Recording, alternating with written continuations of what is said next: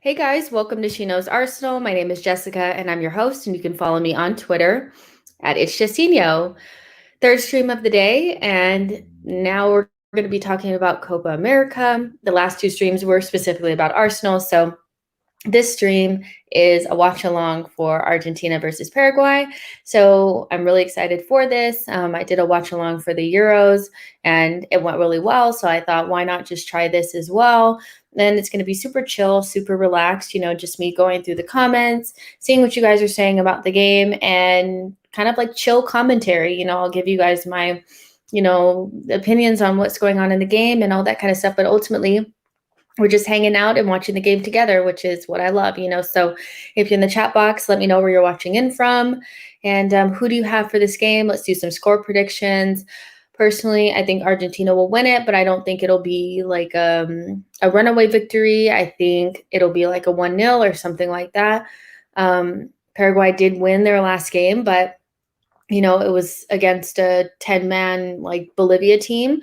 And this is obviously a very different level of competition. You have an Argentina team that's been gently rotated. No DePaul, no Lautaro, but you still have Di Maria and Paredes and so many great players. So I do think that, Paraguay might struggle if Argentina can put something together. So hopefully this is a fun game, even though I'm predicting a 1-0. Hopefully we get more goals than that. And yeah.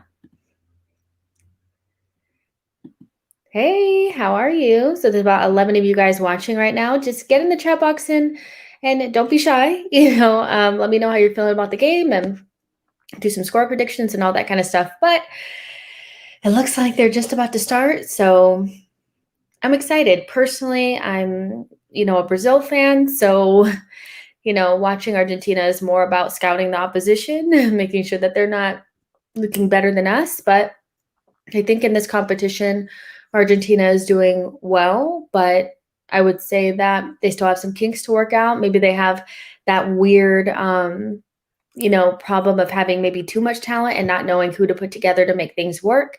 I mean, you have Lautaro and you have Aguero and you have Messi. So how do you make those things work together? But for Brazil, I think the starting lineup kind of picks itself. So maybe that's a little bit easier. All right, so we're started. Let's see how it goes.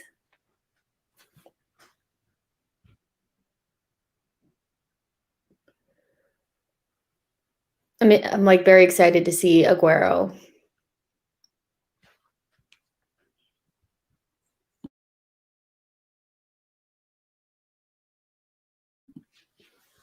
I'm very excited to see Aguero. I think he's obviously one of the best players, best strikers, at least in the Premier League for the last 10 years. So anytime we get to see him is a good thing, and it's just going to be interesting to see if Aguero and Messi can strike up some sort of, connection or something in this tournament and give us a preview to what it will be like to watch them play for Barcelona together. I think it's really interesting. that it just doesn't really feel like they have that connection just yet. But they obviously are going to have to figure it out. And then with Memphis Depay coming in, that's going to be a very interesting group of players coming into Barcelona at the same time. All very dominant personalities, like to be the man at the club. So it's going to be interesting to see how Aguero and Depay get used to being in Messi land, so we'll see how that works out. Almiron with the ball. We know Almiron well, obviously, from Newcastle. Think he was much better for Atlanta United. I think he struggles in the Premier League. He works really hard, but he lacks end product, but he's a very hard worker. Paraguay passing the ball around really nicely.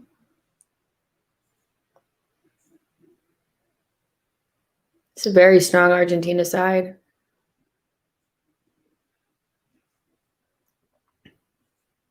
There is a central midfielder that's playing for Argentina right now, named Guido Rodriguez, somebody that Arsenal has been linked to. I'm not sure if those are just agent links or what, but when I watch him play, he's not somebody that I would want for Arsenal, to be honest. He plays for Real Betis, and I think he's definitely out there now. So, yeah, not really feeling him, to be honest, from an Arsenal perspective. Argentina has the possession right now. I would expect them to have the majority of the possession the entire game. That should be expected, a given for Argentina with all the great quality that they have.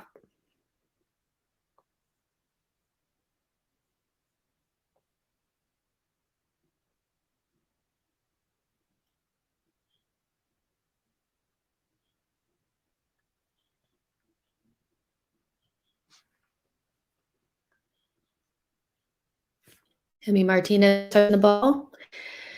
Still stings a little bit, just a little bit, not gonna lie. I'm over it ultimately, but yeah, Emi's a very good goalkeeper. I'm not even gonna lie. What I like about the Copa America is there's a lot of extracurricular activities going on around the pitch that have nothing to do with football at all. A lot of bad tackles, a lot of stuff like that. I like it. Oh, Paraguay looking to pick off the ball with a high press. Didn't work out this time, but a nice try by Paraguay there. Argentina on the front foot, trying to create a chance here. Di Maria looking for somebody, finds Messi, of course. Go out wide to Gomez. Back in. Good ball in. First time cross. Let's see. Not a great one. And nope, not out for a throw. Still in bounds. Di Maria, so good with the ball. Quite underwhelming for PSG in the Champions League, especially against Manchester City. I thought he completely lost his head, but 31 years old, I believe. Di Maria is still a very quality player. Trying to find Aguero through, can't get through. A lot of red jerseys in there, and he's picked off for the ball. Paraguay tried to get out of the back and create their own attack from regaining possession. I really hope we see goals, you guys. It will be some 0-0 draws are interesting, but ultimately we want to see goals, don't we?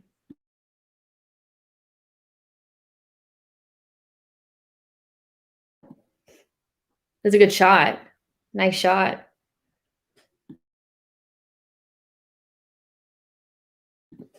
Yeah, it was a very nice shot by Paredes. Oh no, that was Gomez.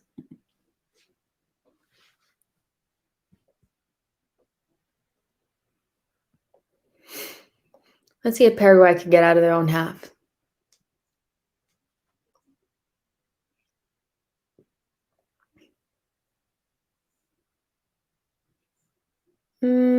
Some dangerous possession there.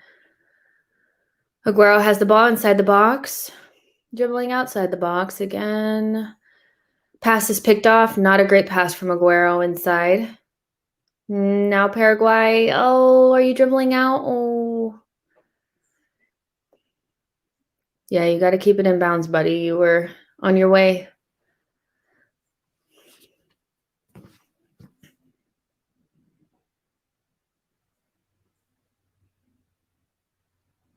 See. Tagliafico, somebody who I thought, oh, it hit the ref there. Tagliafico, somebody that I thought would get a move, last summer, was heavily linked with a move, and I don't think he went anywhere. Let's check that out. Tagliafico. Awesome last name.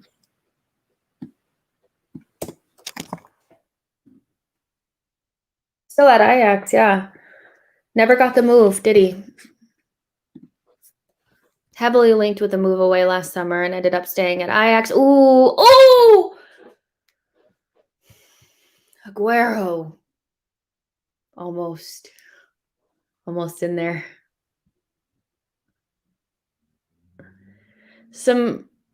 Paraguay just couldn't clear their lines, and they ended up kicking it straight back to Aguero there. They got a mix-up between two of the defenders back there and just almost handed it to Aguero on a plate.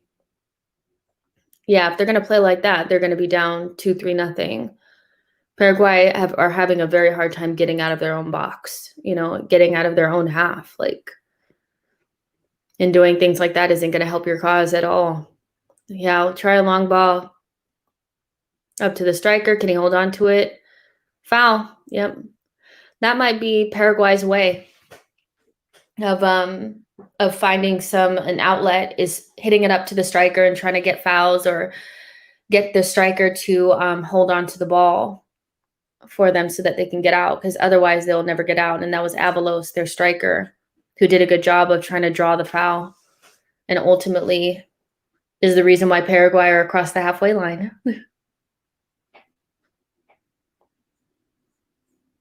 Ball in. Not bad. Not great either. Looks like Argentina is going to have the ball. Nope.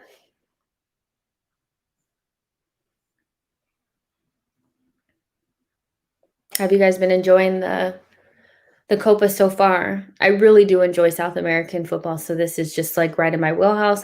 It's definitely feels different than European football, but hey. S says, hi, Jess. What time is it where you are in the U.S.? It's 1 a.m. in the UK. It is 5 p.m. in the afternoon. So not bad for me. What are you doing up at this time? Usopp says, but who do Paraguay really have? I mean, other than Almiron, nobody that I really know of, to be honest. But the thing is they have to figure out a way to alleviate some pressure. And I think hitting it up to the striker and hoping that he can hold on to it and get fouls is probably going to be their best way. Oh, good ball. Oh, was he off? Beautiful goal by Gomez. But that was a really nice ball through. Was that Di Maria? 1-0 Argentina. Really nice goal. Was coming from the very beginning. Paraguay just not looking very solid.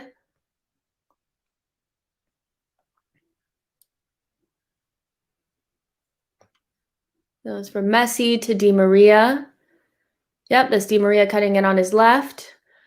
Yep, Gomez is spot on side. Yeah, that was a really nice reverse ball by Di Maria.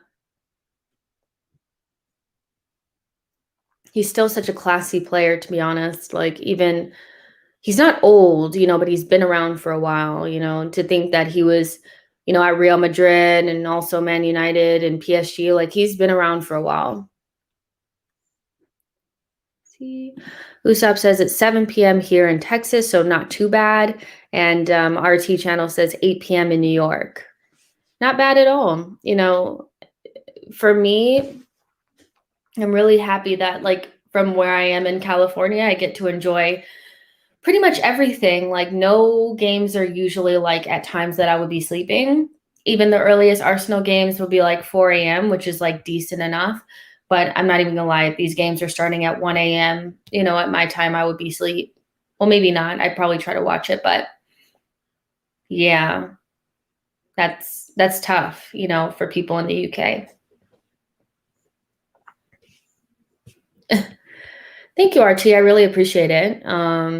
Thank you so much. I love the game and I love talking about it. So I try to share that with you guys as much as possible. It's a nice flick. Try to run onto it. That's going to be Paraguay's only outlet is long balls in and try to get flicks and fouls and get their center forward to hold up the ball because they're not going to have any possession otherwise. But you don't really need it, but you have to have an outlet. Shamoy says 8:11 p.m. here from Granada. Nice. S says, have you seen the links with the South American center back? We've been linked with Aaron Sanchez. Yes, I have, from Peru. Yeah. To be honest, all I saw was some compilations. I've never seen him play like in a real game. Is at the under 21 level for Peru at the moment, so not quite on the full team, but this is what I've kind of been looking for with Edu. I've kind of wanted to see if he can use his South American influence to get us some under the radar type signings, and if this is something that can manifest itself into a decent player for us, then I'm all for it. He's going to have a trial, and we'll see what happens. But he looks like a very good on the ball defender, a good defender that knows how to control the ball, and he kind of looked like a midfielder, in a way. So he's not necessarily very tall. He's about 6 foot tall, so he's not like the tallest, but he's very good on the ball. And, we'll see how it goes. I mean, giving somebody a trial and seeing how they work out. I mean, he's somebody that could probably pop right into the under 23s to start out with. And we'll see how it goes. But I do like that Edu's trying to use his influence.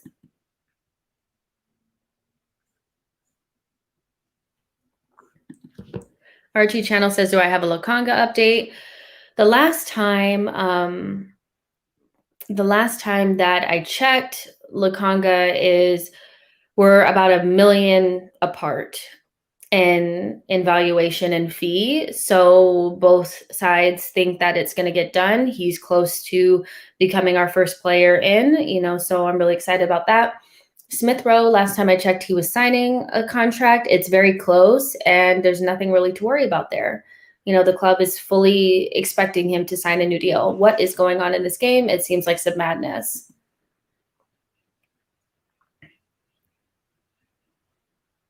Seems like the Argentina players are a little bit frazzled here. Did somebody jump in front of Emmy? Yep. Yeah.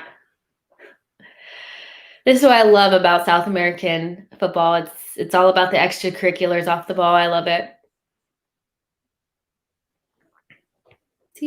So yeah, Smith Rowe, the last time that it was reliably reported that Emil Smith Rowe was going to sign a new deal, it was really, really close, and the club still feel very confident that it's going to get done. Jesse Dyer, that finish was very beautiful. I thought the ball in from Di Maria was spectacular, and I loved it. Argentina plays some nice stuff. Mike Dubia, yes, Rodrigo de Paul is signed. Oh, is that a pen? Oh, a card already. Yeah, Rodrigo de Paul is on his way to Atletico. So, yep, that's dead. It's funny because I got my video out like a day or two right before it was announced to Atletico, and that's the game of the transfer window, trying to make sure that you get the news out there before it becomes not a factor anymore. Okay, yeah, so Kun Aguero fouled right outside the box. The defender getting a yellow card there. And yeah, that was a pretty bad tackle. Yes, RT Channel, I really like Lokanga as well. I think he's going to be a really good player for Arsenal if we get it over the line.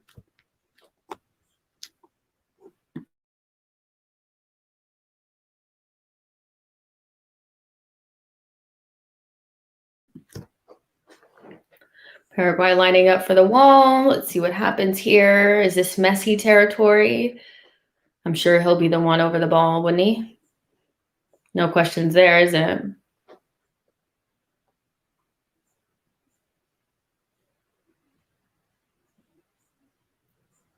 It's funny nowadays how they have the guy lay down on the ground, behind the wall. I would hate to be that person.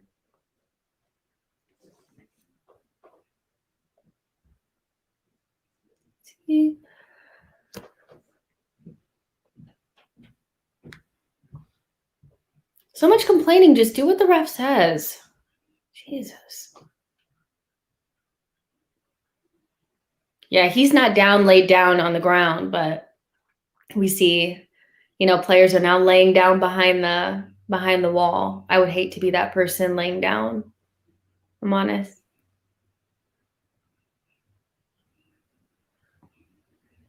Yes, Messi. Oh.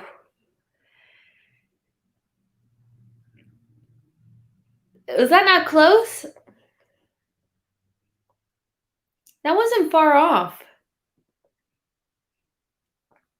Come on, it basically grazed the post. Almost.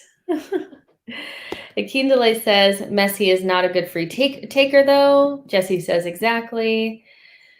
We all know I think Messi, he's a pretty well-rounded player, good at free kicks, good at scoring goals, good at passing. The only thing he's not great at is defending, but he doesn't need to defend, Let's see if Paraguay can do something. Not likely. Messi received the ball. He thought he got fouled. I know he did, but he didn't. Okay, this guy is coming with some juice. Is that Almiron? Yep. You can always tell Almiron the way he plays. He's a very obvious figure out there on the field, even if you can't see a number. Is he getting it? Oh. Emmy. Quick off his line. He's a good goalkeeper.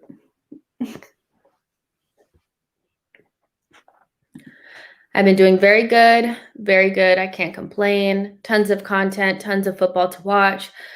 Watching everything from, Copa America to the MLS. The U.S. women are playing, so there's so much stuff on. So I really can't complain. I'm doing very well. How are you doing?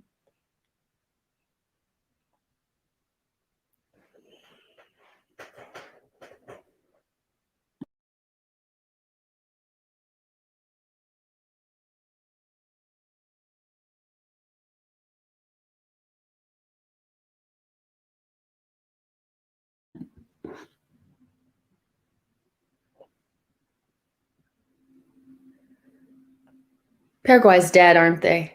Okay, let's see. Have I watched any of the Haaland compilations? Yeah, I think I have. I know I've watched compilations of the youth. I think last time you asked me, I checked some of them out. If that was you. Oh, are they going to score? Oh, no. They're getting in the box more. But Keto Taylor-Hart is one of them. I think he's the main one that I've been looking at that I think is really good. Obviously, George gave me the recommendation.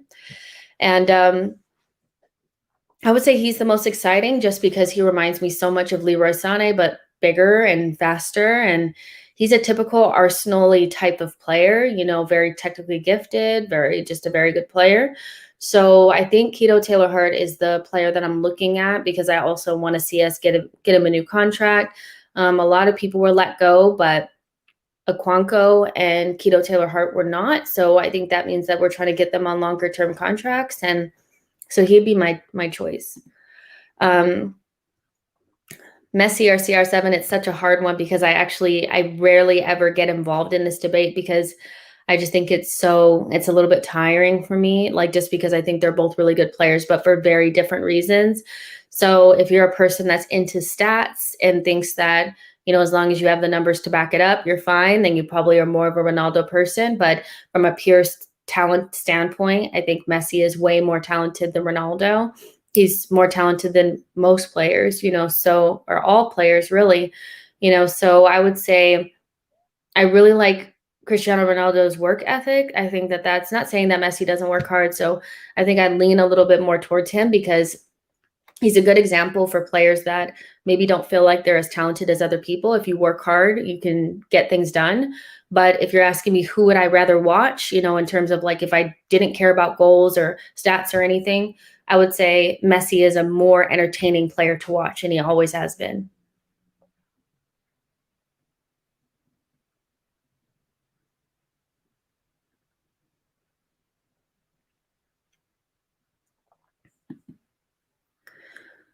GD says Messi scored one more free kick than Ronaldo. He can't be that bad. Yeah, it's not bad. Messi's the GOAT, He's who? Okay, so the Paraguayan players are now just bad tackling their way through this. I love it. S says Van Persie or Alexis.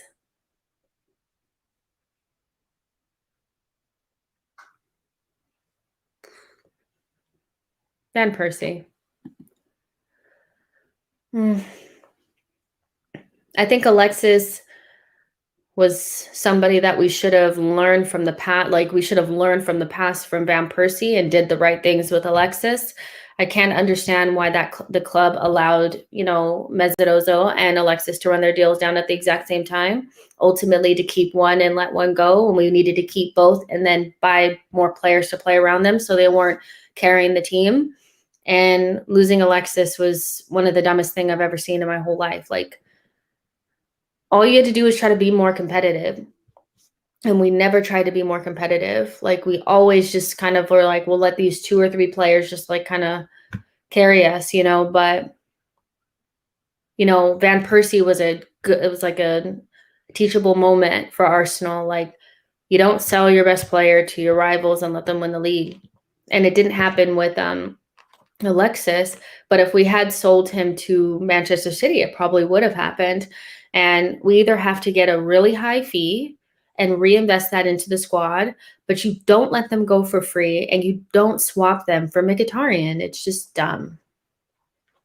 You either keep them and build around them or sell them for freaking high money and reinvest. And we never do either. Usopp says I only go for CR7 because he has shown it in 3 of the top leagues and internationally. Yeah, I mean, we only really know Messi at Barcelona, and Messi doesn't have the best, like, it's not like he's bad for Argentina, but it's just like they always kind of fall short and he's just missing something. So, I get that, and Ronaldo does have more of that, to his name. So yeah. See what's going on.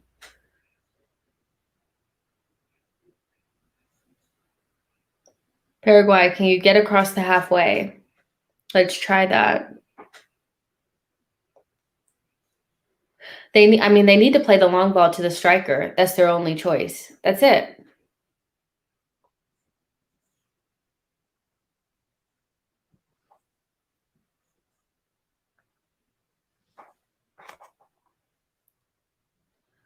Just meaningless passes. Okay, he's holding it up. Hurry, pass quicker. I just know they're gonna lose it. I just knew it. Come on. Oh! Oh, did you see that? He skit him. Come on. Hit it. Oh, that deserved a goal. It deserved a goal. The run.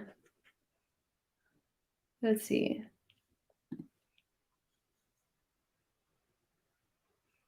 So number 11, Romero, he's the one who I think he broke off Molina. Did you guys see that run? It was crazy. Let's see. Shamoy said, how did I become an Arsenal fan? I played growing up, and soccer/football was becoming a little bit bigger here back then when I started playing. And then I started really getting into watching. And at that time, it was mostly just the US women that we could watch, or the MLS. But then they started showing the best teams play from the Premier League. They would give us like a couple of games. And at that time, it was Manchester United and Arsenal. And I saw Arsenal and I just fell in love from there. To be honest, a lot of it had to do with all the Black players. I was always the only Black girl on the team and the only Black girl in my class. So seeing a lot of really good Black players playing together, I loved it. And I just fell in love with the club from there. And I've been here ever since. So it was mostly because I played, and then that was kind of like my first introduction into the EPL. And it just happened to be a team that had a bunch of players that would look like me. Like, you know what I mean? So it was a big deal for me. I love Arsenal so much. Arsenal, you're my life. Let's see. Akindele says Messi was his best for Argentina when Riquelme was still playing. Argentina has never had a playmaker since he retired. That's a really good point. Seems like Argentina has just fallen apart just a little bit. Not fallen apart completely, but they just seem to have lacked a little bit of concentration after they scored the goal. And yeah, that happens sometimes, I guess, when you feel like you're playing inferior competition and they're not really doing anything. But like at the same time, Paraguay could easily just nick a goal and then they'll be under pressure. So they need to stay concentrated. Jesse says, excited for the Olympics. Yes, I am.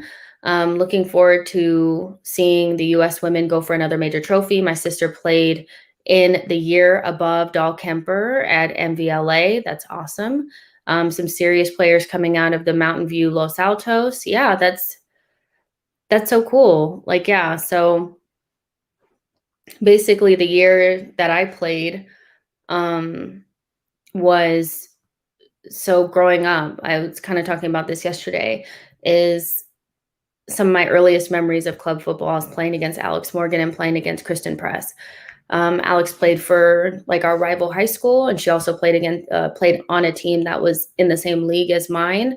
I played for a club called Arsenal. Like, I have the pictures here. I showed it to you guys yesterday, but I'll show the people that didn't get a chance to see. So this is me playing back in the day. And, so it was interesting, growing up and then like seeing them make it all the way to the national team. That's very rare. We had a lot of good players coming out of Southern California. But those are the only two that really made it that far, which is really cool because they're girls that I know, Let me see if I can find another picture. Here's a better one for you guys that haven't seen it. So, yep. Back in the day. Serious players, yeah. I am excited for the Olympics, but not just for football. Like, I love gymnastics and track and field. Track and field, you guys. It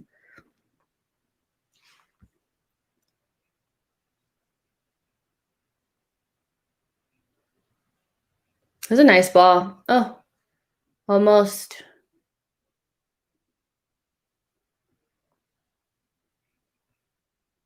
What is Argentina missing? Like, what are they missing? They're missing something.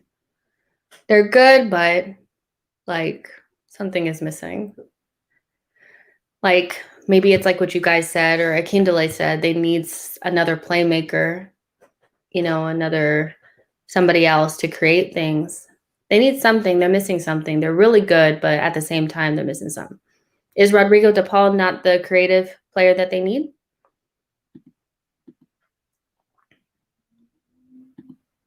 Hold on, you guys. Sometimes StreamYard is ridiculous. Usopp says the watch-along is better than the actual match. Yeah, it's weird because it's like I'm talking, I'm watching the game, but I'm talking to you guys at the same time, but there's nothing really going on in the game. But it's fine. Like, this is what I'd be doing anyway, but just by myself, so.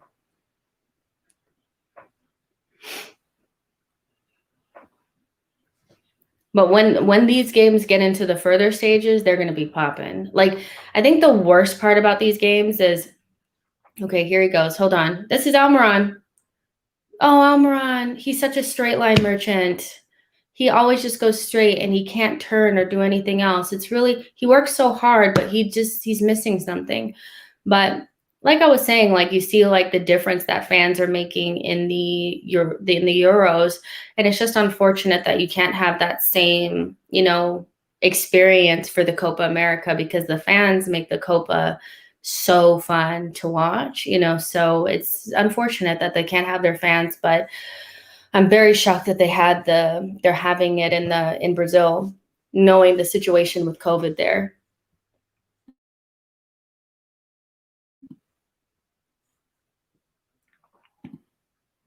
Yes, man said there's like no build up to the Olympics. I mean, no one is talking about it. Yeah, that's very true. Usopp says, do you watch NWSL? What team do you like? I watch the games. I don't have a team that I like because they switch teams so often. It's hard to really get into it, because I need to know who's going to be on the team every year it switches. And they also don't have an LA team, so I can't like manufacture like an allegiance to a side that way. But I actually prefer to watch the WSL in in England. I think that's more fun to watch, and I like that some of the US women are coming over to England and watching them. Obviously I like the Arsenal team. I think they're very good, but they need to rebuild. The Chelsea team is also very good, and the Manchester City team is good too, so. And Manchester United looked a lot better once they got Kristen Press and Tobin Heath. JD says when Riquelme was there, he and Messi should have won. Paredes with a card, no surprise there. He and Messi should have won the World Cup in 2008, but he got subbed against Germany and they lost after that. Good point. S says, unbiasedly, who has the bigger fan base in America, Chelsea or Arsenal? Well, I would say it's Arsenal. I still think that in the US, Arsenal, Liverpool, and Manchester United have the biggest fan bases. And Chelsea, I mean, they're getting up there, but I still think we have the biggest fan bases, to be honest. JD said, what position did you play? I played midfield / right back. Now, I don't know why they keep showing this. It's like nowhere near offside. He was super onside,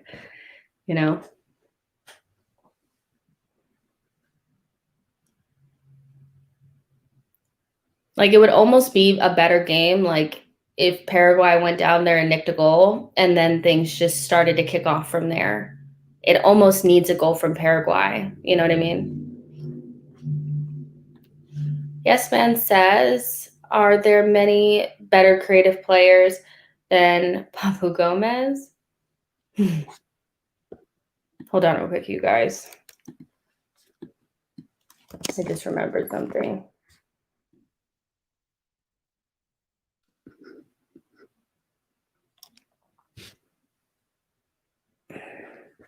Yeah, Gomez is really good. I mean, I think this Argentina team is so stacked, but this is something not there. Like, you know what I mean? They're going to go far in this competition. That's obvious, but I still think Brazil are the favorites, not only because they're at home, but they just seem to be gelling and they know how to get the best out of Neymar. And that's important when you have like a star player. You have to figure out the way to not make them too much of the team, but make them use their strengths to your advantage. I'm on the 35th minute.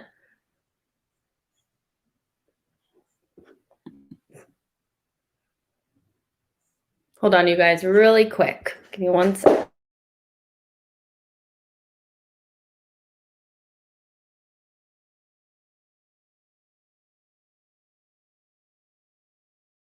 They didn't say anything. I hate those calls where it's like, are you going to say something or no? If you don't answer right away, if you don't say hello, I hang up on you. Like, you need to be ready to talk.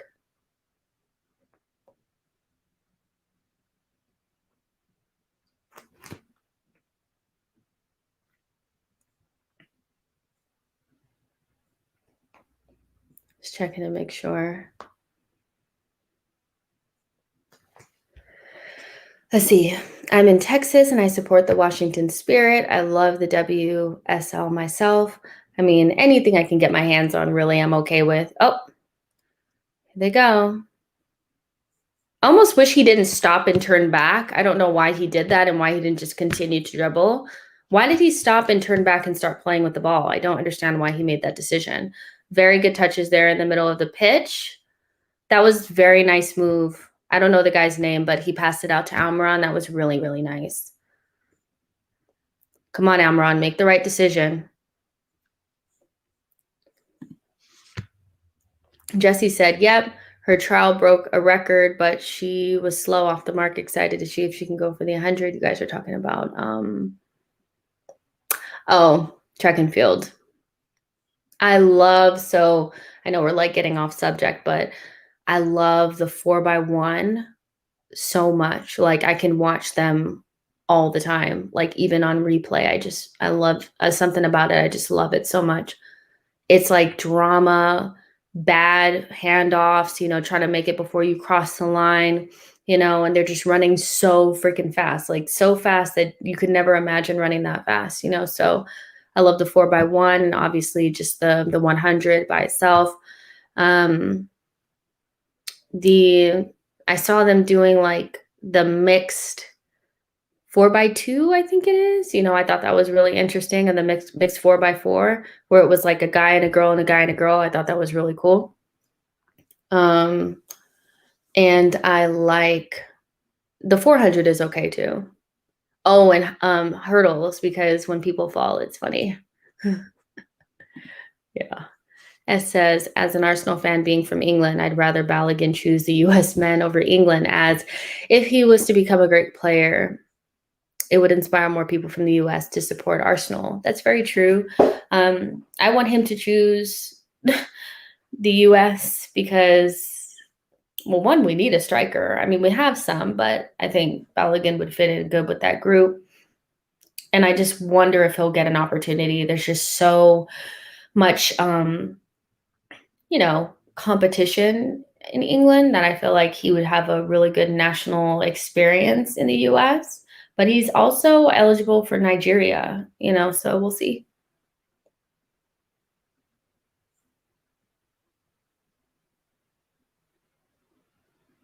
Yeah, the hurdles. I love it, but your like heart is like you're so scared. And then when they fall, it is kind of funny. Like, I'm not, am I wrong? It's so funny. Like, just thinking about it is funny. It's not right. It's not right. When I tried to do them in school, I just was like, you know what? I couldn't even get over the first one. I just said, forget it. Okay, Paraguay. Just nick it.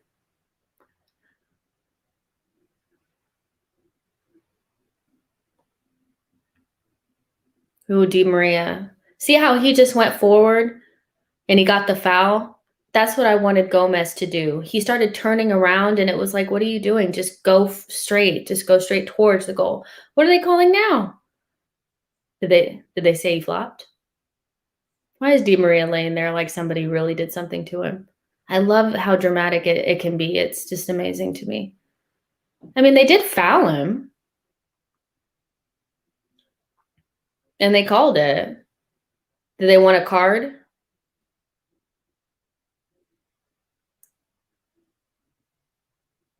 I mean, you got the foul, I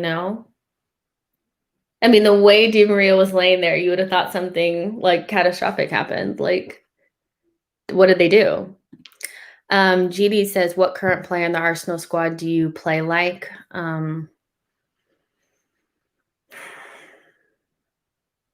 There's nobody that I played like because I was,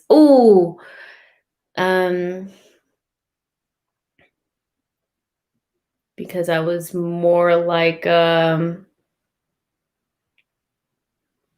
would say because I was kind of a shithouser playing in the midfield, mm,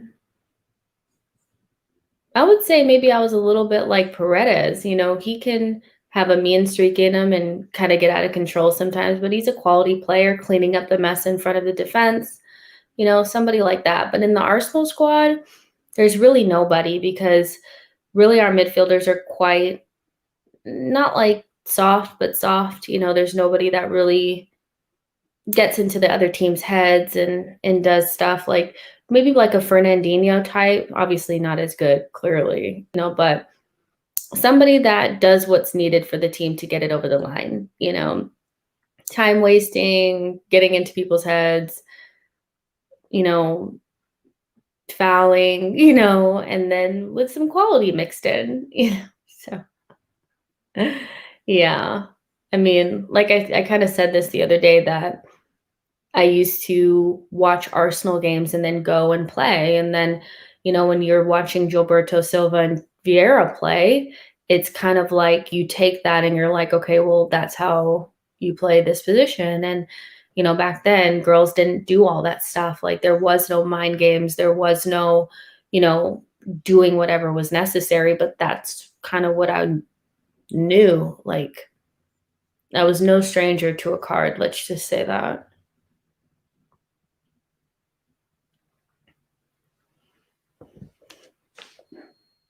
Mhm. G. Kasi says football is an art, a drama piece, if you will. True. This up says more like Copeland. Hey, don't disrespect me. Don't disrespect me. Mike Dubia says Arsenal need a strong personality on the pitch. I think so as well. They need more tyrannies, but down the spine. You know what I mean? Like, especially in the central defensive area. It'd be nice if we had that in a goalkeeper, and in the center of midfield, Almiron. Did you see that?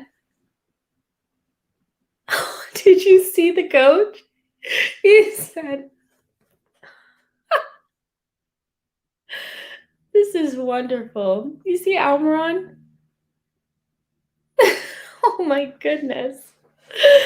That was such a good role. We should give ratings for the role. And then the way the coach went, I love it. So good. You have to just love the way that it's a certain type of love when you love South American football. Exactly. Typical Copa. It just needs fans, to just give it that extra oomph. I'm really tired of, I'm sure they're tired of it too, the games with no fans in the stands. Like, it's time. How do you guys think Arsenal's going to be with fans in the stands? Do you think they're going to shit the bed? Well, no Jocko because hopefully he'll be gone and he won't be freaking out because of the fans or whatever. But do you think we'll survive it? Like when we get back to full capacity? S says, have you ever been to the Emirates before? And what was your experience like if you have? Yeah. So cool story. The first time I went to the Emirates, it was Arsenal versus Brighton. And Unai Emery was still in charge. And it was my first time to the Emirates, and I was really excited. And it was a pretty dead game. It was when we were capitulating towards the end of the season because we were supposed to make top four. We could have easily made top four, but we were in the middle of our capitulation, and it was just, you could tell they were nervous. They weren't comfortable. And Aubameyang scored a penalty, and then you guys know towards the end of the game, Xhaka decided to give up a penalty. And we drew 1-1. It was also the game where Ramsey came out and did his like little celebration for leaving the club and farewell. So that was my first experience.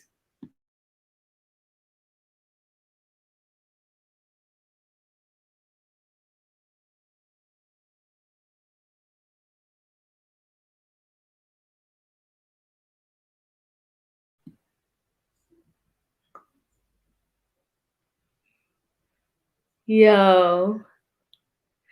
Yo.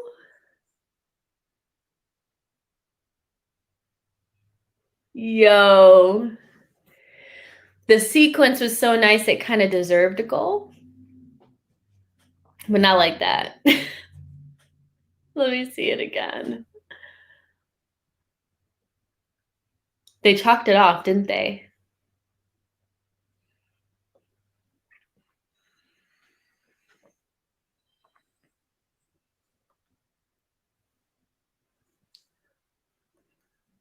Oh man, it deserved a goal, yeah. It did. Let's see. Usopp says, "Call me crazy, but I think we'll get top 4. I think we'll be close if we get some of the players that we're linked with, you know." G Kasi says the game when Basuma laughed. I wasn't paying attention to Basuma, but it may have been. Yeah, because they were wearing green that day, I think. And it was a horrible experience just because you want to see your team win the first time you go. And it was just horrible because we watched Manchester United, drop points. And so for me, it was like, okay, you just win this game and you make top 4. And just think about how different things would have been if we had. Ultimately, we probably still would have Unai Emery, but we'd be in the top 4, and we probably would have won the Europa League if we had made top 4 because we wouldn't have been capitulating, Yeah, we need more fans in the stands. S says, what's your favorite Arsenal kit since 2005? I really like the Puma one, the black and pink one. We didn't really wear it all the time, but I like that. I also like the gold one. I know it was a little tight, but I thought it was kind of cute. And to be honest, the one from last season I thought was really, really nice. I really enjoyed that one. And then the one that Seska and them used to wear, the white one with the gold and the burgundy, I like that one a lot too. Honestly, fans in the stadium, Christensen's goals with the Danes behind the goal gave me massive chills. I mean, so freaking, it's so different. And then when you see the fans and now we're back to seeing fans in the stands, you realize how deprived we've been and how much quicker the game moves. You see how they move faster with the fans in the stands. Even we saw it the last game against Brighton this season, we were moving the ball a lot quicker than we do usually. And that's because there's fans and there's a little bit more of more oomph, so I like that. The mic, the ref's mic is scotch taped to his face. That's so funny. Okay, you guys, I'm gonna take a quick break and all that kind of stuff. Hopefully you guys are still here when I get back. So just give me 5 minutes or so.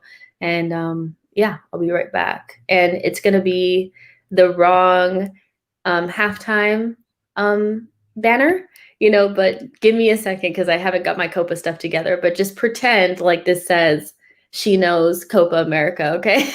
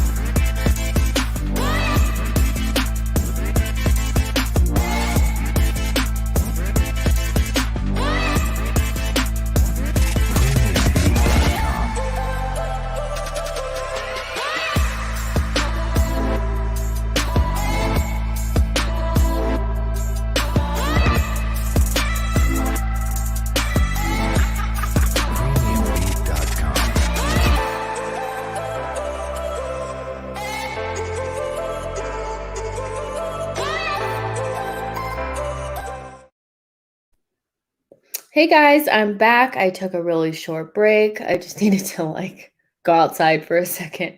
But yeah, you guys are still in here um talking in the chat box. I love that. G Kasi was asking, do I follow the championship? Not really. Like I don't follow it like on the ESPN app, there's always like games there, so you could watch it. So I don't watch them when they like come on originally, but sometimes I'll try to catch up on, some teams. I try to watch some Brentford and Norwich last season because obviously they're the better teams. So it's like I lightly follow them, if that makes sense. I don't actually have a team that I really like or anything, but yeah, I actually think the championship is a very easy watch. I think there's good teams and a lot of good quality, and there's a lot of like decent young players. That's how I found out about Rico Henry that plays for Brentford as their left back. If he would take being, Tierney's backup, I would take him. Let's see. Jesse Dyer says predictions for the second half. You guys already said 3-1, 3-0. My prediction is going to be I need Paraguay to do something in this game. I need them to score a goal, do something, because they really struggled getting up the pitch. They struggled to string together like meaningful possession, and their best chances were when they kicked it forward to their striker and he would knock it down to somebody or get a foul or whatever, and they just need to make better decisions when they actually get in the box because it's so limited when they do. But my prediction will be, let's go with 1-1. I think let's go with 1-1. I think that's what I'm going to go for. Because I low-key need it to be that just to make it more interesting. Like, I think if, Paraguay could get a goal, it could be interesting. Argentina looked like once they scored their goal, they were like, cool, we can just chill out. And it would be nice for Paraguay to say, ha, now you got to play. Don One says, I think there's more of a chance of Barney the dinosaur scoring a hat trick at the Emirates than Arsenal getting top four. That's not nice.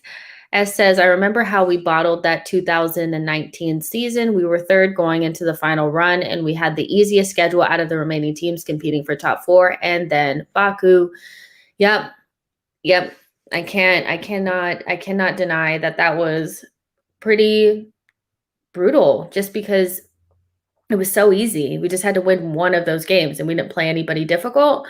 But you could just tell the lack of confidence, the uncomfortable nature within the team. They didn't look loose. They didn't look, and I think ultimately it's because the foundation really wasn't there. I think we had a lot of lucky wins in there. We got a lot of lucky chances, and then our luck kind of ran out, and we didn't have foundations there, like actual a way of play and stuff that made sense.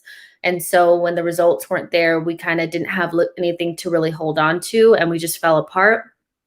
And Unai Emery wanted to play for both. He wanted to make top four and play, to win the Euros. And I actually think that that's the right way to go about it. I don't think we should have prioritized at all, because it wasn't that hard. Like, we were already, like, you know what I mean? Like, we didn't need to be prioritizing, and maybe the team wanted to prioritize because they wanted to take the easy way out, but I think we just showed like our mental weakness, and Baku is just something we just don't even need to talk about.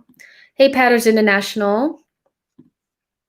Don One says, every now and again, I check the championship table. Yeah.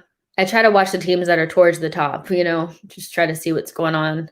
And I do love their playoffs, though. The playoffs for the championship are amazing, Breezer says, if we do sign Madison, Lakanga, Basuma, Ben White, Riddle Baku, and a young, promising left back, where do you think we will finish? Madison, Lakanga. There you go. Fifth, I think fifth, I think our floor would definitely move up. Clive talks about that all the time on the Arsenal Vision podcast. He talks about the floor of the team being quite low, lower than it should be. So I think with those players, you at least limit yourself or make it a lot harder for us to be like 10th place, 8th place. I think the floor of that team is like 6th, and the ceiling of it is probably like 3rd, so I think you get those players over the line and you're looking at a team that could easily, fight for a top 4 spot and should be in Europe. I would love that. Riddle Baku, we've not really been reliably linked with, but Madison, Lakanga, those are players that we have been linked to. Ben White looks like somebody that we're really trying to go for.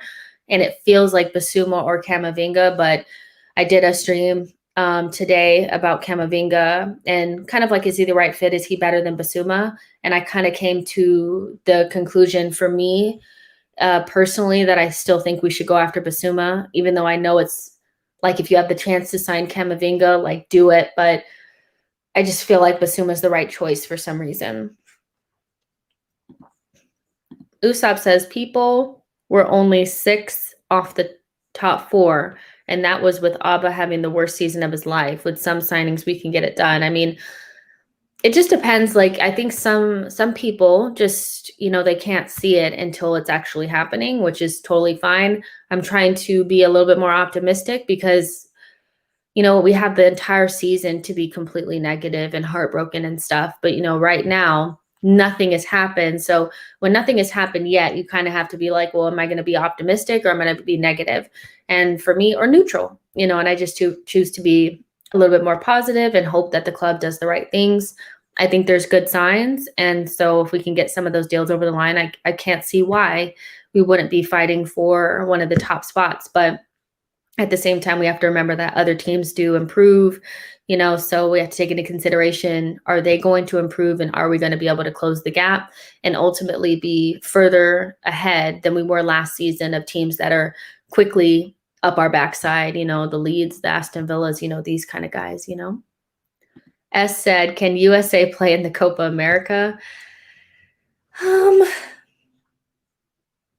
Yeah, I think the US men are better than some of the teams in this Copa America, to be honest. I don't think, they'd win it, but I think they could play in it for sure. It might be a little bit too rough. I think Copa America tends to be quite physical, so I wonder if they would struggle with the physicality. If they get pushed around a little bit, they tend to be a little bit young and a little light, but I think they could, I think they could, win it. No. Compete. Yes.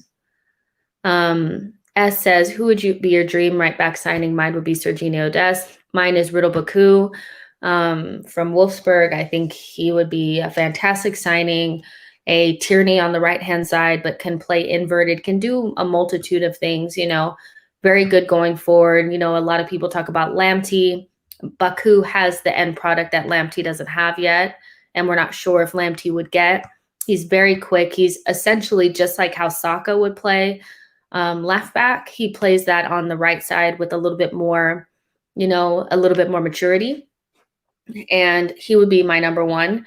Serginho, I think he's more of a wing back, so I'm not sure if he would fit with, you know, our right back being a little bit more reserved. With him, they would have to bomb forward, and then I think everything would have to shift, and I wouldn't really want Tierney sitting, so Dest could go forward. But Serginho Dest is a very good player. It's going to be interesting to see what happens to him now that, you know, Barcelona have brought Emerson back. You know, it's going to be interesting to see what happens with that right back position. I think they've brought, you know, Emerson in maybe because Dest isn't really maybe doing it, you know, so we'll see what happens, because if he struggles, he's somebody that a lot of people, I think even in the Premier League, are going to be looking at. He has, like, for me, Hakimi type levels in him if he can work hard and get some more end product. Jesse says, not sure we get too far anyways at this point. Don One says, Jess, do you think the lack of ambition and attendance from ownership has created an easy mentality amongst our players? Yeah, I mean, I think,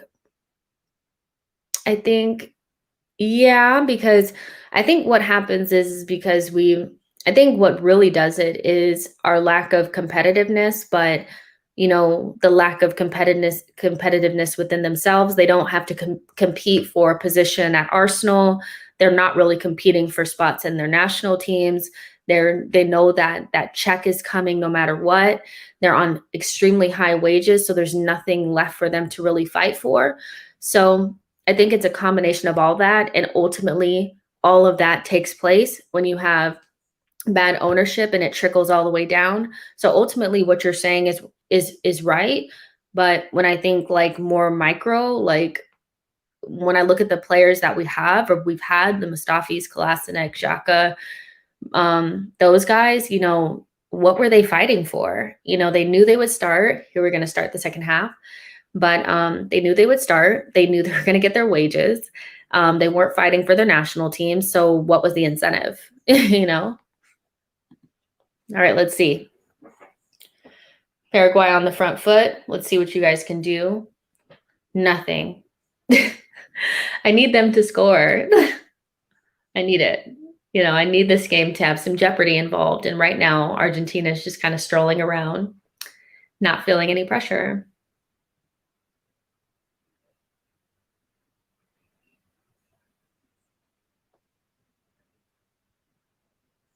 All right, let's see what you guys got.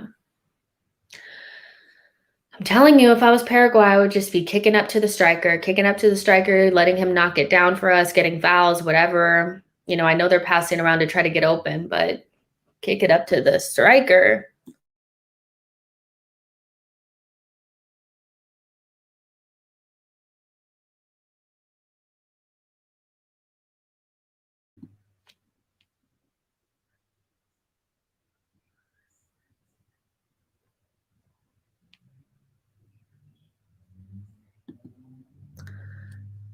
Tam says, I would love a Bielsa Conte type manager, man. No friendships, no English, just demands and high expectations without fail. Yeah, for sure. But right now, it's Arteta. So,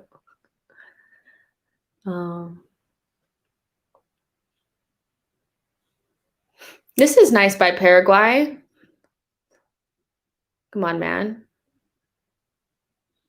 If they could move the ball a little bit quicker, that would really help. That's better. Good pass. He's in. Oh, man. That was a good passage of play from Paraguay. If they could just, you know, quicken it up a little bit, you know, maybe they could do something. That's the only time they combine CONCACAF with CONMEBOL. Yeah. I thought when you guys asked, like, could the U.S. men play? Like, I thought you guys meant, like, could they compete? Like, you know what I mean? That's what I was thinking. Like, oh, can they compete? Yeah, of course. Like, they could compete in there, but they wouldn't be here. Oh, that's so cool that you know that. The 2016 version of the event, Copa America Centenario, featured 16 teams, with 6 teams from the CONCACAF in addition to the 10 from CONMEBOL. Yeah, man, they need to bring that back. Bring it back.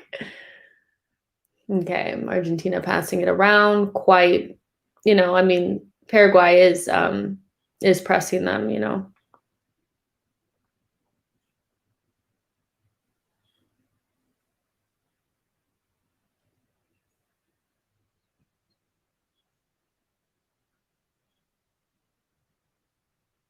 It's a little bit too easy for Argentina right now. At 1-0, you shouldn't feel this comfortable.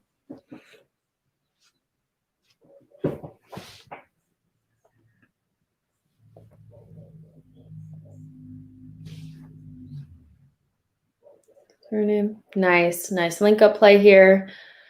Ultimately dribbled a little bit too long. Oh, Paraguay is pressing hard. Did you see that? It's getting rough. It's getting rough.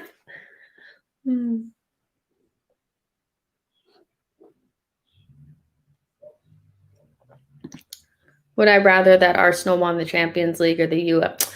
I'd rather Arsenal win the Champions League. I didn't even have to finish that whole statement. I didn't have to finish that question. Are you kidding? If Arsenal won the Champions League, I don't give a shit.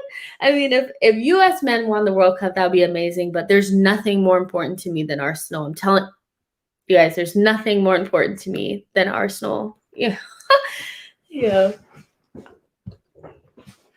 I would cry if we won the Champions League. Seriously, I'd be like a huge mess. U.S. men win the World Cup. That's amazing. But like Arsenal Champions League, yeah. Like, can you just imagine like Arsenal winning the Champions League and Saka scoring like the winning goal? Like, we should all be in tears. We should all cry. Skincare routine. It's called makeup.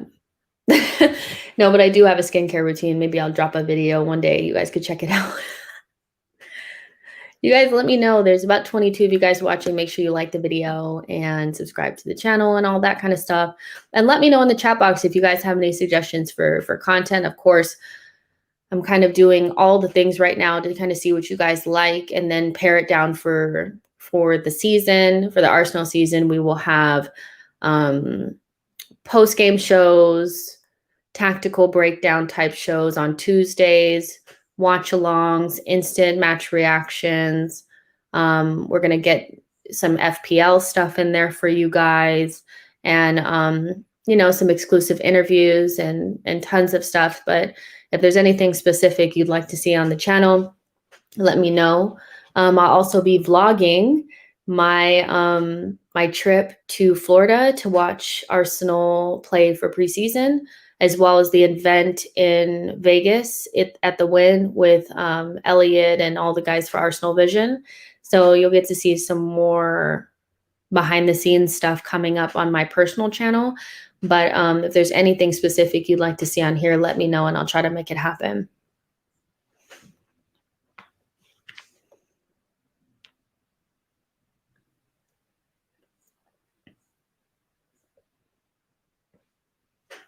I just don't think Paraguay have any juice.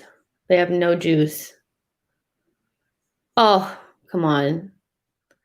So that's the kind of stuff when they start playing around you and flicking the ball and just doing silly stuff that they shouldn't be doing. Like, that's just when you start doing the bad tackles like you just saw there on Guido.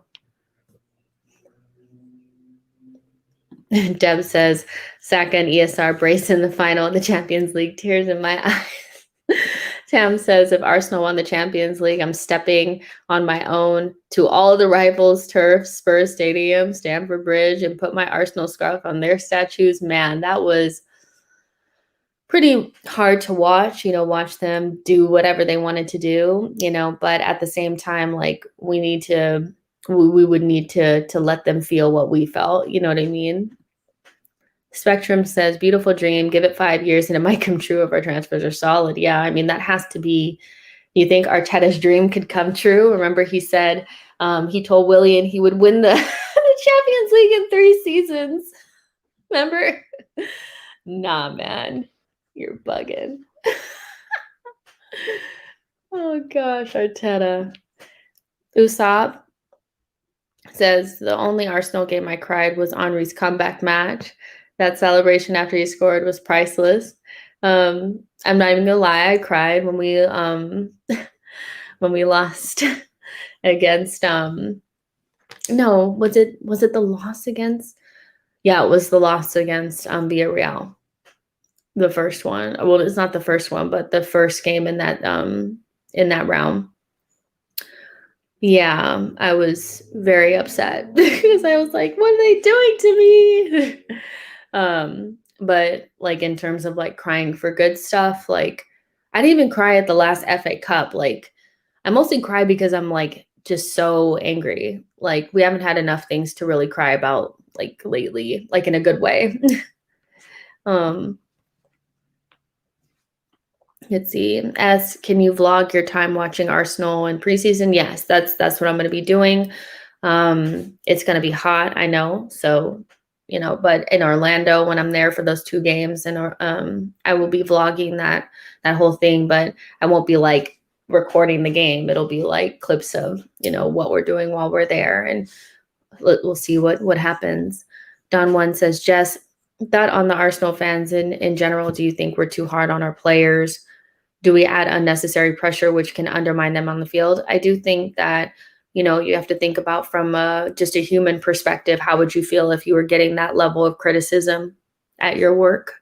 I know that they get paid, but like, it doesn't really matter how much you get paid. Nobody likes to be constantly criticized when they're trying to do, their best. I don't think anybody's going out there like, let me just fuck up. I think that they want to do a good job, so I do think that it would be nice if the Arsenal fan base can, obviously part of being a fan is criticizing the players, but like the certain extent that we go to where we find their family members, when, we spam them online, we call them names online, we abuse them online, and then we go into the stadiums and abuse them as well.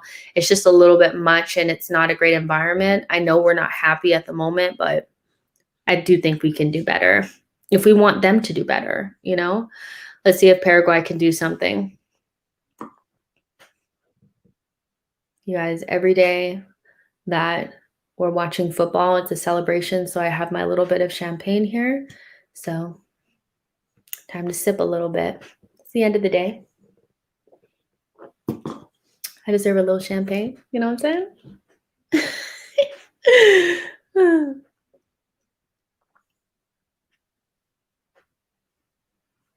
All right, short corner.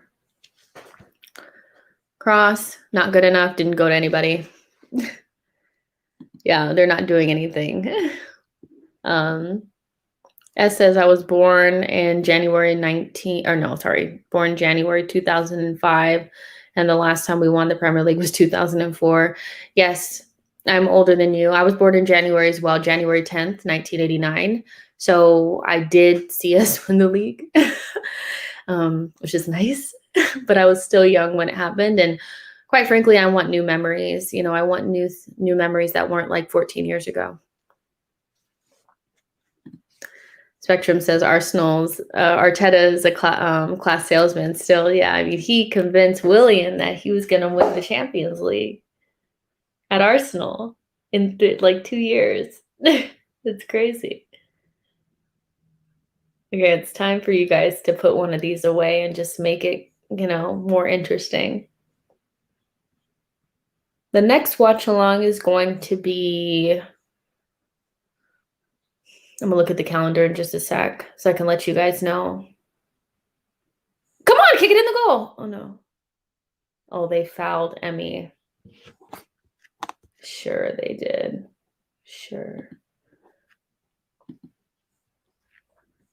Yeah, so the next watch along is going to be on Thursday, and that's going to be for Brazil, Colombia, which I'm sure is going to be better than this game because Brazil are not going to let me down. Also, on Thursday, I'll be on Twitter Spaces for the first time, hosting a Twitter Spaces. So look out for that. And of course, you'll get 2 streams on that day as well. So Thursday is a big day for content. And oh, I'm just looking like, yeah, I made a mistake on my content. It doesn't really matter because I can do what I want. But yeah, lots of content coming your way. And then I'll do Portugal and France Watchalong on Wednesday. So I'm sure those games will be a lot more interesting. Onana or Martinez? Martinez, because I know what I'm getting. I've seen Martinez play for us. I mean, I still want Onana. I'm hoping that they're trying to get that done.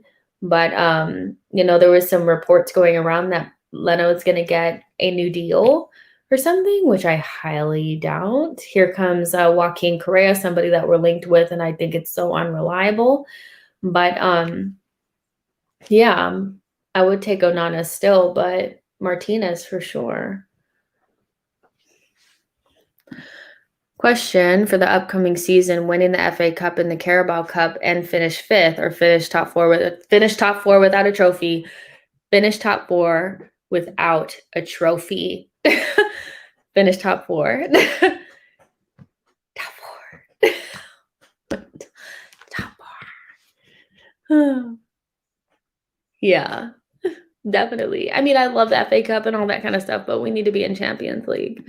Tam says, with the upcoming World Cup coming this year, would you see any South American sides challenging with the European giants? Brazil. Yeah. It depends on if Coutinho can get over his injury. I think he's a huge miss in terms of creativity. I think we're at this point relying a little bit too much on Neymar to make everything happen. I think the team was so much more balanced when you had Coutinho and Neymar in the team. It's just a very strange midfield because there's so many defensive center midfielders. You have Casemiro, Fabinho, Fred, and Douglas Luiz, and that's just too much defensive midfielder for my taste. There's no box to box. They have Ribério, but for me, like, you miss Artur and you definitely miss Coutinho. So if they can at least get Coutinho back in, I think they have a good chance of going pretty decently far. But it'll be difficult because obviously, like, France and Portugal and these teams are very strong. But as we've seen in this competition, they also can struggle. In the Euros, I mean. That Leno news was fake. It felt fake. It did. Dev says, absolutely would pick to finish top 4, need to be back in the Champs League. Yep.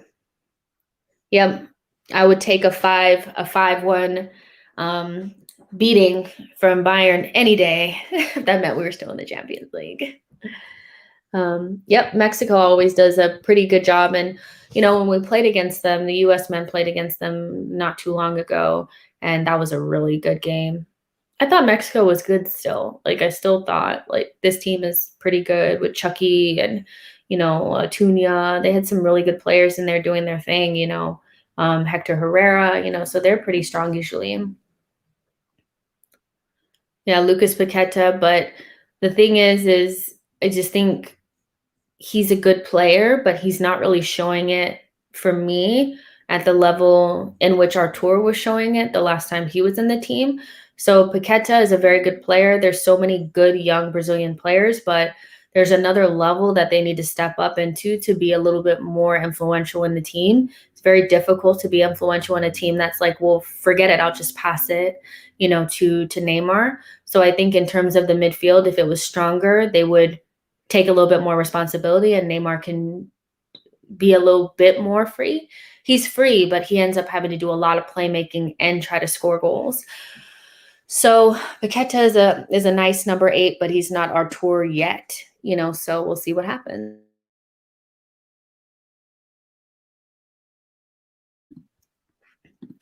Yeah, Linus is a good player. I like the way he looked in the game against the US for sure. And he's at Real Betis. Like, we'll know if he's really good if the big boys come knocking, your Real Madrids or your Barcelonas, they usually have the first choice and players in Spain. G. Cassie says, who surprised you in a good way at the Euros? Can be a team or a player. Let me think. I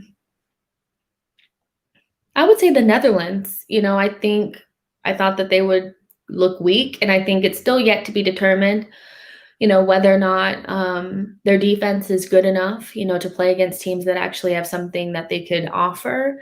But offensively, I think with teams like Portugal and France and Germany and England, teams with a lot of talent, but don't have, they're restricted by the manager's defensive kind of tactics. Seeing a team like the Netherlands play really free-flowing offensive football is very nice to watch because we don't get to see it very often. And watching Wijnaldum and Depay earlier, I just thought, wow, it would have been so nice to see them both at Barcelona. But, I think the Netherlands have really been a nice surprise. In terms of players, it's not a surprise to me, but Dumfries, you guys know on this channel I've been talking about him, but scoring the amount of goals he's scoring, I mean, he looks great. Italy's been a nice surprise. I know they weren't really like a super big surprise, but I'm kind of shocked at how good that they play. They play nice football. It's been nice to see, Verratti sit out the first game and then come straight in and show his class, even though Locatelli did a really good job, so they've been a nice surprise as well. I would say the Netherlands and Italy. It's been a really nice Euros. I've really enjoyed the games, to be honest. O'Shane asks, would you rather Arteta move to a 4-3-3 or stick to a 4-2-3-1?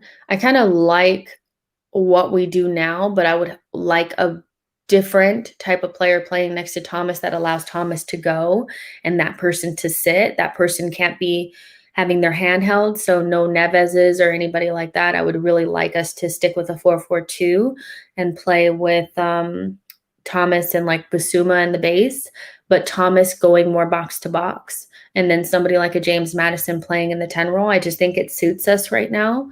And I really like how we move into a back three and that right back plays like a right-sided center back, but also in possession will jump into the midfield. I really like that. So I would say a 4-2-3-1 is perfectly fine with me.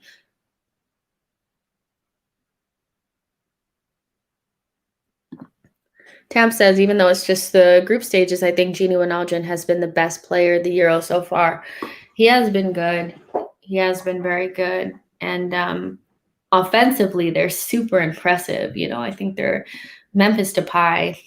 He's one of my favorite players. I love everything about him. Like I like his rebound from Manchester United, and I think he's such a good player, going to Barcelona, obviously. So, but that team looks really good. We'll see what they have to offer.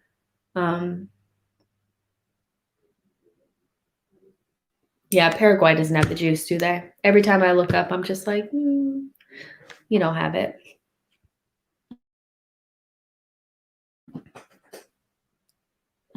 Yep, Gini is always good for the Netherlands.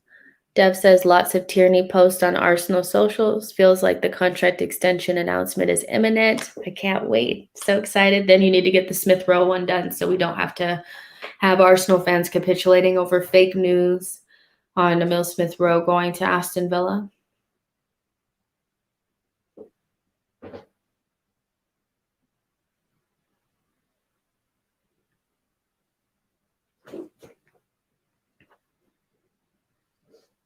Yo. You're right. Chat box been more exciting than the game, huh?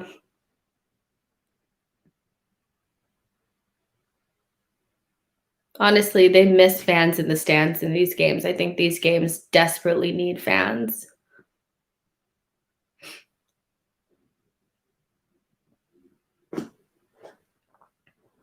Who do I want to win the Copa? Brazil. Brazil. Yes, that's my team. So, of course, I want them to win. I'm watching Argentina, just watching, the competition and not being very, not Not very impressed by them right now. I think Brazil is up 4-0 on this team, to be honest.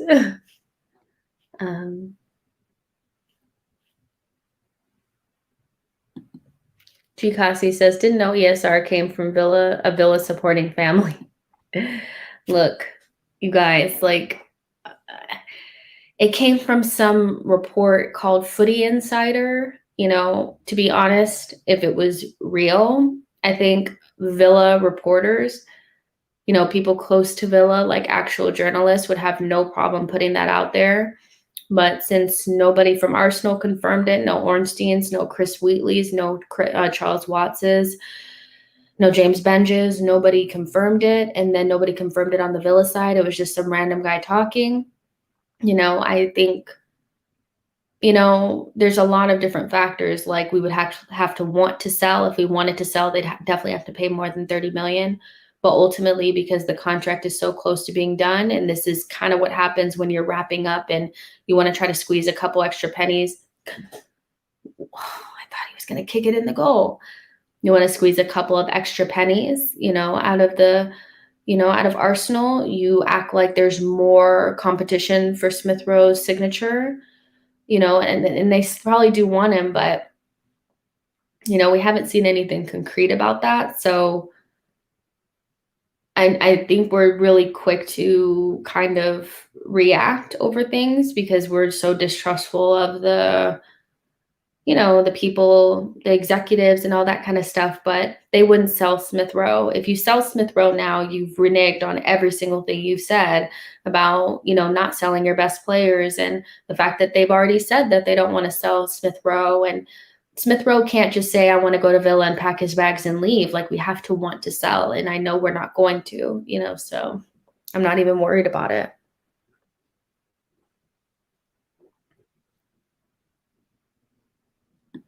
Wambach in her prime, or Marta. Marta, yeah. So there was a period in my U.S. women's national team watching that I felt like the team needed to move on from Abby Wambach. I kind of got a little bit frustrated and wanted her to go. I think she was good for a period, but players started to change. You couldn't just be more physical and bigger than everybody and just dominate. You needed to have more. And I thought it was Alex's team. I thought Alex was ready to take the team over. So I got to the point where I kind of resented Abby a little bit, and I stopped loving her as much as I did in the beginning. But I think Marta is a very special player. She was one of the first players to really take the game to that next level. She was like spoken about like male players, you know what I mean? So I would say Marta. I still love Marta, even though she's older now. I mean, even Formiga's still playing. It's pretty crazy.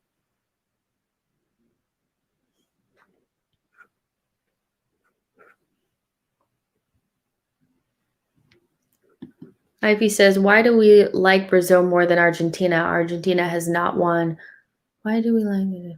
Argentina has not won the Copa since early 90s.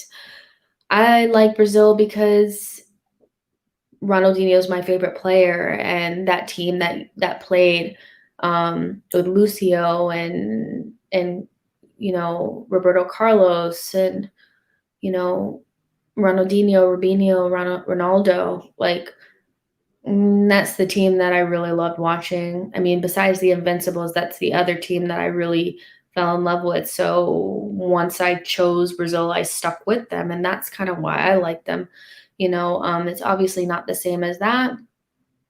You know, these players are nothing like those players, you know, but I still stick with it, and I love South American players in general and Brazilian players the most. So one thing I do like about having Edu at the club is feeling like we're gonna have some root, like some root, you know, from Brazil to Arsenal, and I'm gonna get both, like 2 for 1. But that's why I like Brazil. I don't know why I don't hear people really say like Argentina is my team. You know, I don't know why that is. Even though they've pretty much had good players this whole time.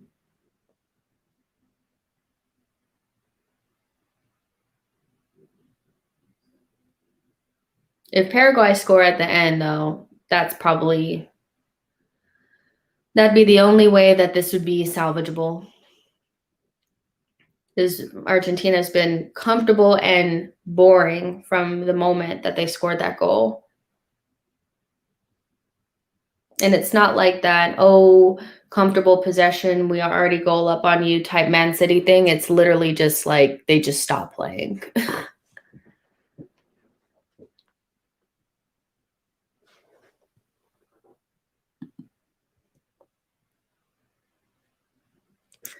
Yes, I follow the WSL. I love that league. I love those players. I think I'm always constantly in awe on how good they are. Like, it's, not that I'm like, oh, how can they be so good? I'm just like, wow, these girls are really freaking good, and I really enjoy watching like really the top four teams, like, because they're so good. But I also like watching like PSG women, Lyon women. The Barcelona team looks really good, so the WSL is very, very good and getting more competitive. And Arsenal women are obviously very good. I really enjoy watching the Chelsea women and the Man City women as well. They all have different tactics and different types of teams, but very good quality.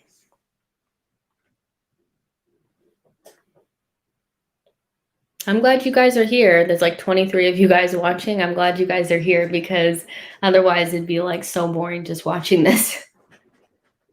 It won't be like this for Arsenal games, though. You already know. Like for Arsenal games, I'm gonna be up on the screen. Hopefully, I can do the comments because it's gonna be wild.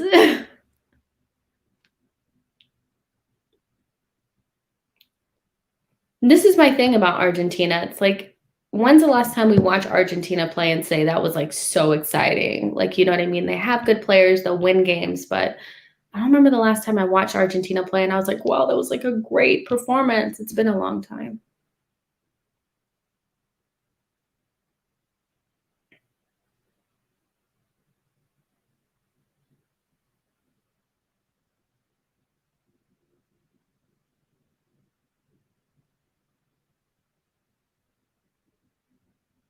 Passing it around to side in the horseshoe of death, because they can't penetrate centrally. No centrality in this team whatsoever. Argentina blocking them out of the middle of the pitch.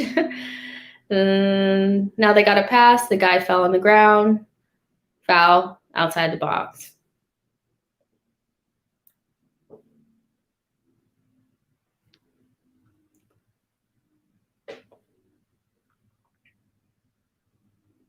I mean, that's a foul. Like, what are they complaining about? I like that every foul is contested. It's kind of funny.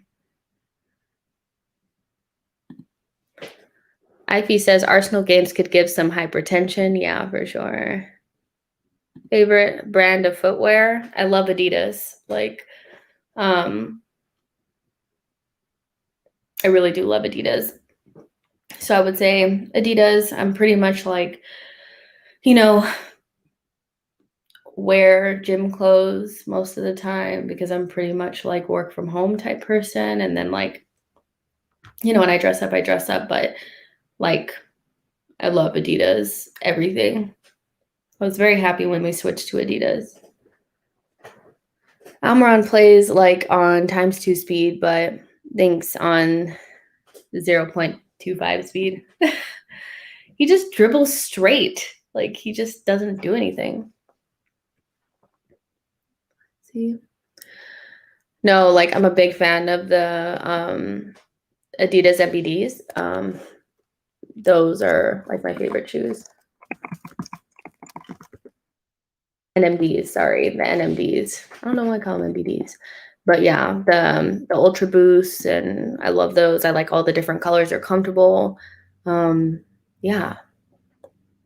But I'm not like a big like footwear person. Like I don't collect or anything. I'm a pretty minimal person at this point in my life. Like I have to really like it to buy it. I'm a very neutral person as well. Unless it's a jersey or a kit or something like that, I usually can be seen wearing black, white, so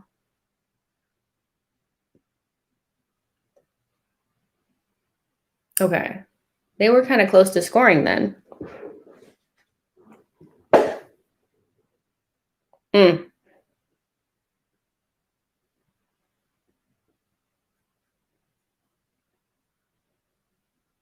that was a really bad tackle. And he's walking away all fast because he knows. Those are nice. Mr. Austin says, I know you don't watch NBA as much, but who do you think will win this year? I don't know. I don't know. I really don't know, you guys. Like maybe Atlanta. Um, yeah, maybe Atlanta. I'm just guessing now. But yeah, they looked okay last night when I was forced to watch. It's like forced to watch.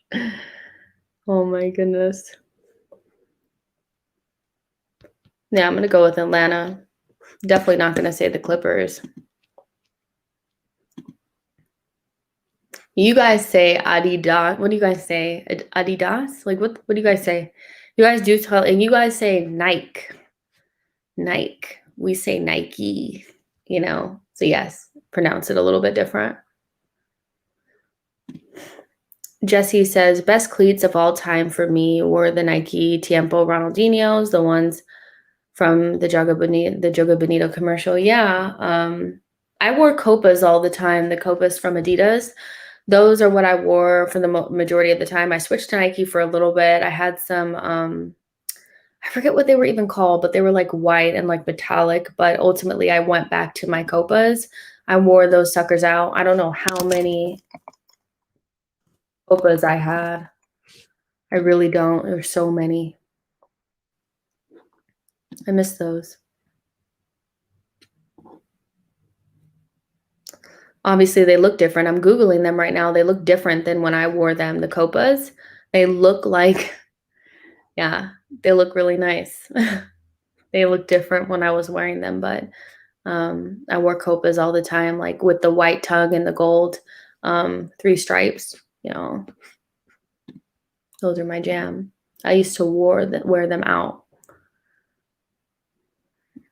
Okay, Paredes coming out and Dominguez coming in, Correa coming in. I do love Argentina's kits.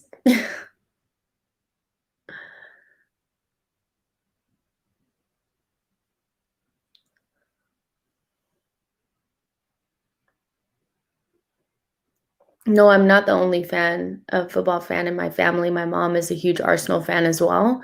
She's the one that found the first Arsenal game that we watched because she knew I was desperate to watch more. And she looked online and stuff to try to figure out where we could watch games. And she found, the Arsenal games. They came on television, and she became an Arsenal fan when I did. So whenever I go to games, she goes with me. Like, we're really close, and you see her in my chat box because she likes watching the podcast too. The NBA is not the same. I was a huge NBA fan when I was a huge Lakers fan. I'm still a Lakers fan, but like on the periphery. Like, you know what I mean? So when it was Kobe, Shaq, Derek Fisher, Ori, Lamar Odom, that team, when that team was playing and Hack-a-Shaq was real, and, he couldn't hit a free throw, and every place that you went had franchise players that have been here then forever. So if you knew you're going to Indiana, you're going to meet up with Reggie Miller. You knew if you went to Philly, you're going to meet up with Allen Iverson. It never changed. You knew if you went to the Kings, you were going to see Carl Weber or Chris Webber.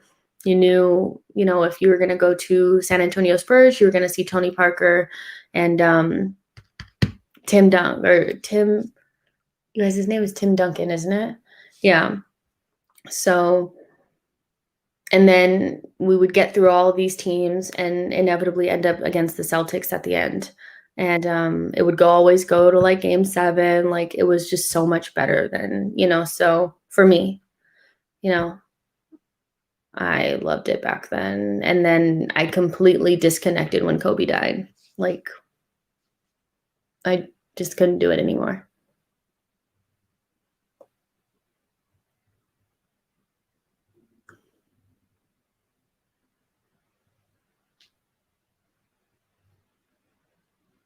Argentina just strolling through this game. They're not even trying to do anything. Like, you know what I mean? Like, most teams, like, even though, they scored the goal and all that kind of stuff, they don't if they don't feel like they need to actually score another one, it's fine. But I mean, look at them. They're kicking sloppy balls around, like they're just losing possession needlessly. I don't think they've had a significant chance in this half. Like, this is actually poor from Argentina, to be honest. Like, a professional performance when you're up a goal, but you're not under any threat is still not kicking the ball out and not really controlling the game. Eddie does. Yeah. S says, what is your favorite World Cup that you've watched during your time? I mean, it has to be when Italy won, the headbutt, France, and France beat Brazil as well. That was very difficult because my mom is a very big France fan.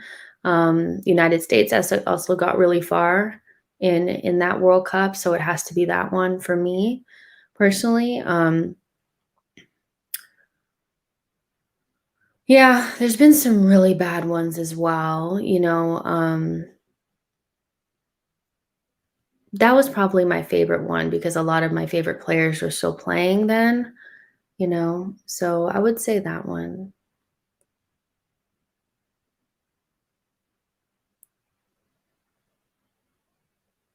The one that Germany won. Yeah. It was really difficult, watching David Luiz and Dante and Marcelo and Fernandinho and Hulk and all of these guys just ruin my life. Like, that was a really bad day for them. I remember watching, like, they have the All or Nothings on Amazon, and they have one for the Brazilian national team, and they kind of showed them going through the last Copa, and they talked about it. Like, Fernandinho talked about how some of those players, they couldn't show their face again. They never wanted to come back because they received death threats and all type of stuff. And it was really interesting just watching Edu's influence in the Brazilian national team. If you watch that, it's on Amazon, All or Nothing Brazil. Watch how Edu works, and like, you can see why we ended up with Willian, because Willian, when Neymar got hurt in the Copa last time, the first person that they thought to call up was Willian. Willian was a reserve and they called him up. So Edu is very close to Willian, and that's why we ended up with him. But you also could see Edu's closeness with Chiche, and how he has a lot of influence. He does have a lot of influence in South America and the Brazilian national team in particular. And that's why when people say, like, oh, Arteta is ruining Martinelli, I was like, do you really think that Edu is going to stand by and watch Arteta ruin one of the great Brazilian talents coming through? Like, no, because he's too connected to the national team. So I highly recommend the All or Nothing for Brazil. Obviously, like, you have to watch the subtitles, like, if you don't know Portuguese, but I thought it was fantastic. And hearing them talk about the 7-1 was crazy.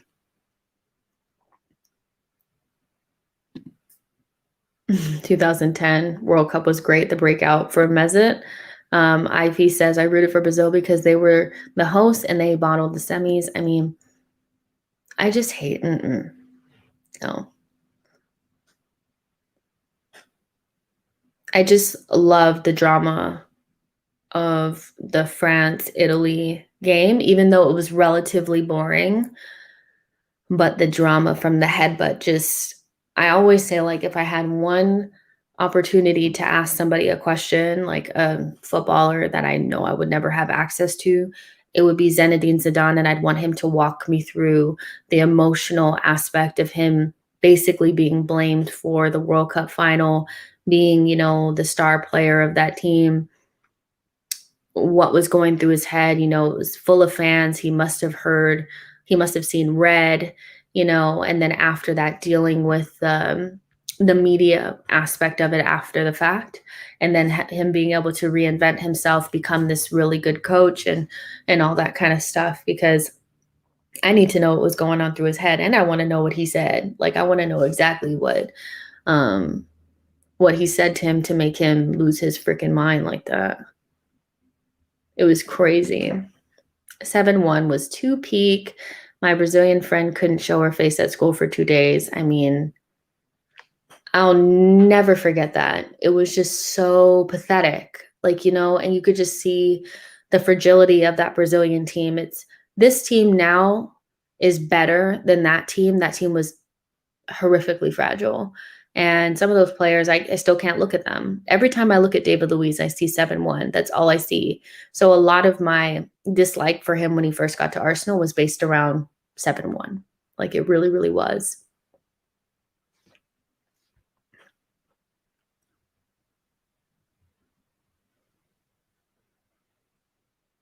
You guys, I've had so much fun, but like, low key, this game is so boring. I'm not even gonna lie.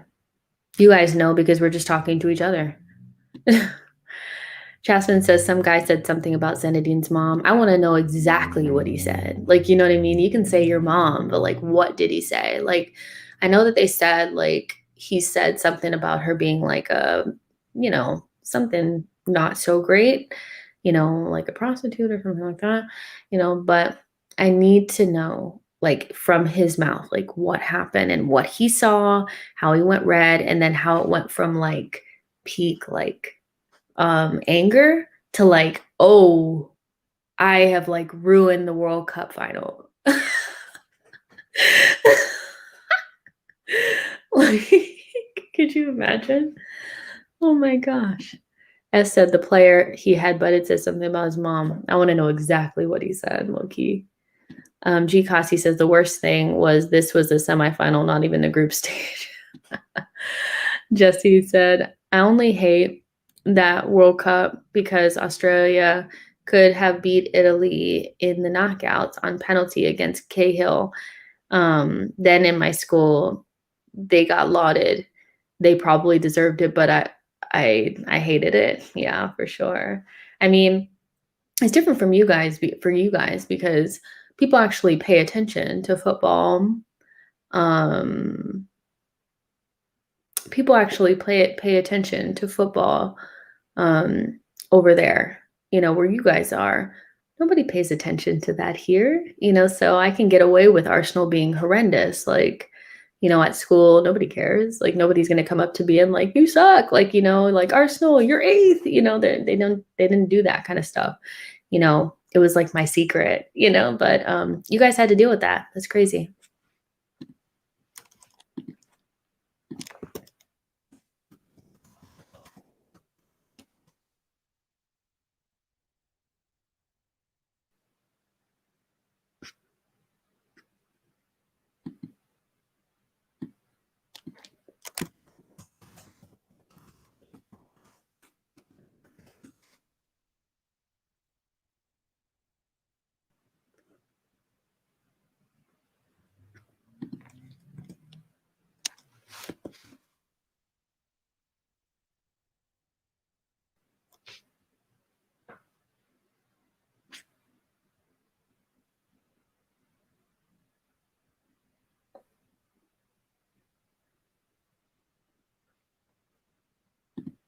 Sorry, I was Googling something real quick. Here's Messi.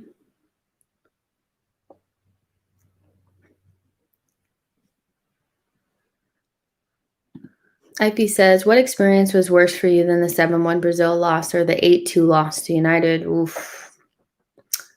Nothing was worse than 8-2 because they still talk about it now. And it was just like, I mean, that team was just so raggedy. Like, it was not Arsenal quality. And for me, a lot of my Arsenal memories are based around Manchester United versus Arsenal. So watching us just lose like that was really, really heartbreaking. 7-1 was really bad. Baku was very bad.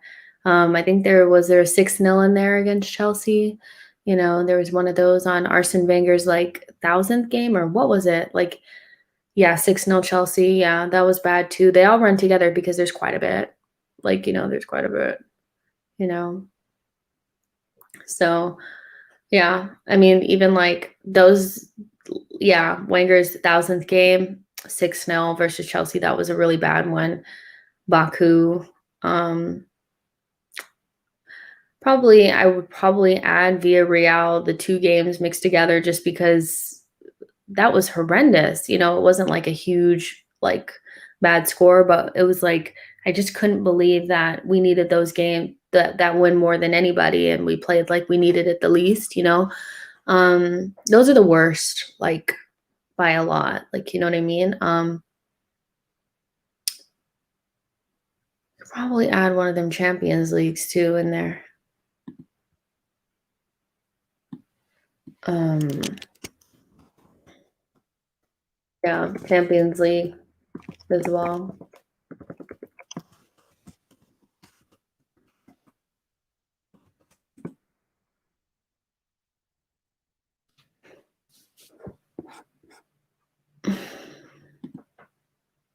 Yep.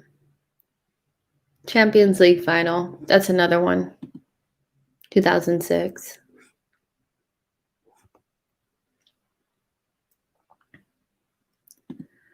Mr. Austin says, what is your final opinion on Emery's Arsenal era? Misunderstood. Definitely not as bad of a coach as we made him out to seem. Communication is not really a big issue. I think they made it into a narrative, but we can see that there's coaches that coach now that don't speak the language and they get their ideas across pretty well. I think there was a group of players that decided that they didn't want to do what Emery wanted. That made a bigger deal than him being able to communicate or not. I think that, yes, he technically bottled top four and Europa, but I think what we've kind of seen is that those players are more the issue, and it's really a lot of it is the players. It's not just the manager. So I think really misunderstood. It was probably really hurtful for him. Game over, 1-0. That he was kind of made into a meme, but he's obviously rehabilitated his career pretty well. And not the right fit, though. Not the right fit for Arsenal. Not really the right type of person. I think we should have brought in somebody with more authority, somebody we would have respected, kind of like Arsene Wenger, but with new, fresh ideas that wasn't afraid of modern football, the way it is. Arsene was very much against agents and paying high fees and doing things like that. And I think we needed a manager that would have demanded the Cronkies to spend money. That's the exact reason why they went for Unai Emery, was because he was a yes man and a puppet, and they were running everything behind the scenes. So that's kind of what I think about him. I don't think he's a bad manager at all. All right, you guys, game over. That was fun, even though the game was like horrible. So, I mean, it's so difficult, like, to do analysis on this. Like, we all know that the game wasn't great. Argentina scored a nice goal, took their foot off the gas, and lacked concentration, but Paraguay was not good enough. Again, tomorrow, let's see, tomorrow, 6 p.m. UK time, there'll be an Arsenal news show. Whatever the new news comes out, that's what we will talk about. And then again, Portugal versus France watch-along, as well as Brazil-Colombia watch-along, and tons of content coming your way. So make sure you like the video, subscribe to the channel, share this with a friend, and I will see you guys soon. Good night, y'all. Bye.